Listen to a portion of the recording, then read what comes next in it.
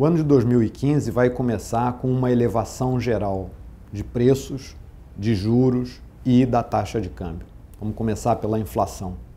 A inflação deve terminar esse ano muito perto do centro, muito perto do teto da meta de inflação, ou seja, próxima de 6,5%, mas já em janeiro nós vamos estourar o teto do sistema de metas de inflação. A gente vai ter uma inflação muito salgada em janeiro, perto de 1% só no mês de janeiro, o que vai puxar a inflação acumulada em 12 meses para cima aí dos 6,5%, que é o limite máximo do sistema de metas de inflação.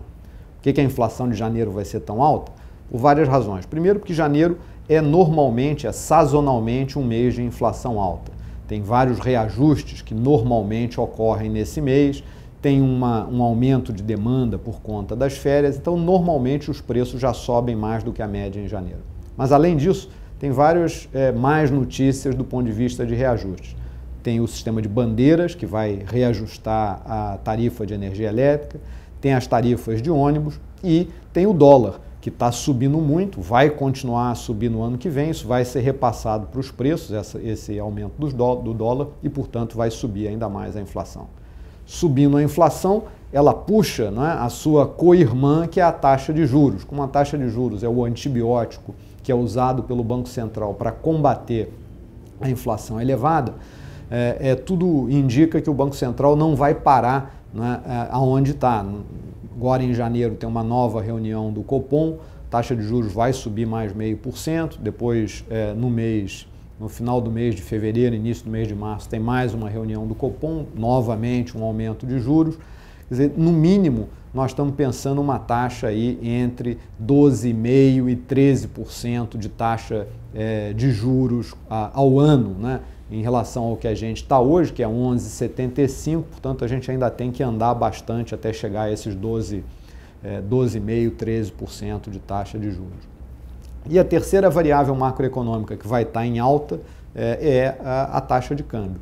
E aí por razões domésticas, mas também principalmente por razões do mercado internacional. O dólar está subindo no mundo inteiro, porque existe uma expectativa de elevação na taxa de juros nos Estados Unidos, e aí o movimento é de oferta e demanda. Se você acha que o juro nos Estados Unidos vai ficar mais alto, você tira dinheiro do Brasil, da Argentina, da Bolívia, da Colômbia, ou seja, de todos os países do mundo, e leva esses recursos para os Estados Unidos para poder aproveitar essa taxa de juros lá um pouco mais elevada.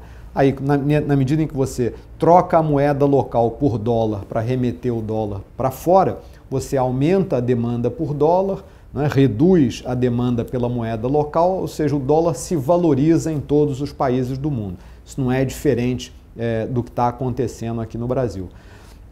Então você tem esse fenômeno, você tem um segundo fenômeno, esse doméstico, né, que é o fato de que a economia brasileira está bastante desarrumada, a economia brasileira cresce pouco, o déficit público no Brasil está muito elevado, isso também ajuda a diminuir a confiança do investidor e, portanto, puxar a taxa de câmbio para cima.